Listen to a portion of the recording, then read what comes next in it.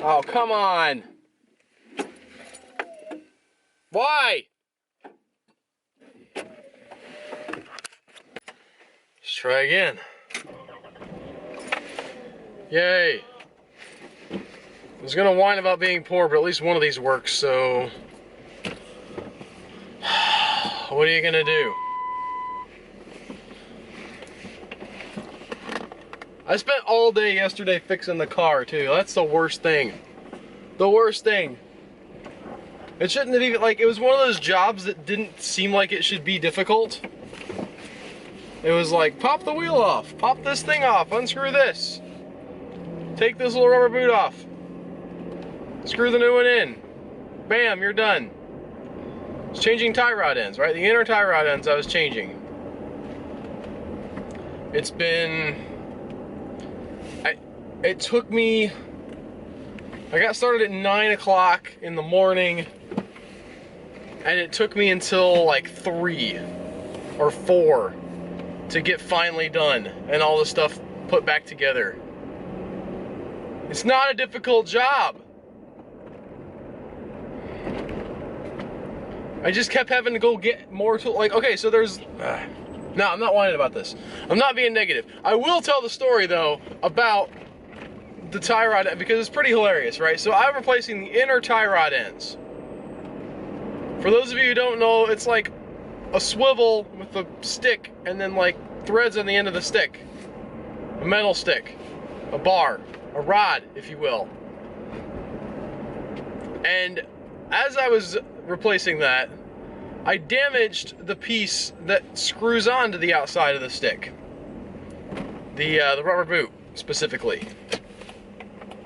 And I also messed up the threads or whatnot as I was trying to get it out because I didn't have the proper parts and the proper tools, as I have mentioned already, that I would not whine about.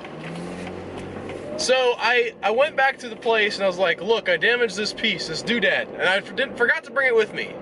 Here's a pro tip. If you gotta replace a piece, always bring the piece, if you can, to the auto parts people, because even if you don't know what it's called, they know what it's called, and they can be like, oh yeah, it's called this.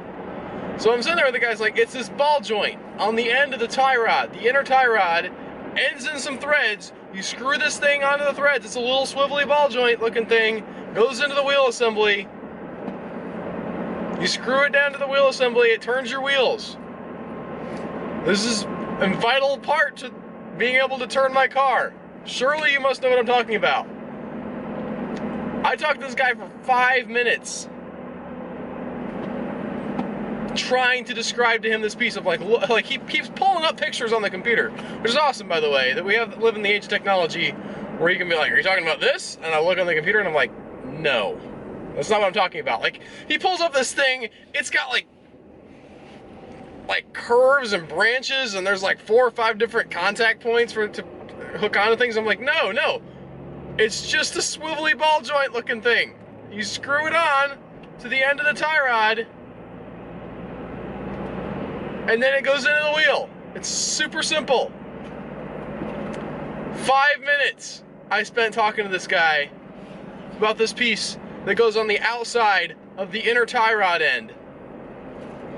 And finally, the lady who had seen me like 4 times so far that day, because I've been back to the store that many times, picking up parts. Which, by the way, it's very cool that a lot of these auto parts stores now like loan out parts, like specialized stuff that you're never going to need again except to change the tie rod end. But she comes up and she's like, so you like, I was like, look, it's the part that goes like on the end of the inner tie rod, like the outside part of that. She's like, you're talking about the outer tie rod end? And then I felt stupid, because that's what it was.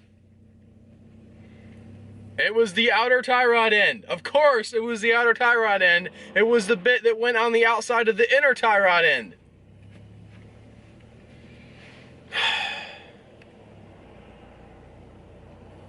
That's why I hate doing auto repair. Also because now my car doesn't work because the battery's dead. For no reason!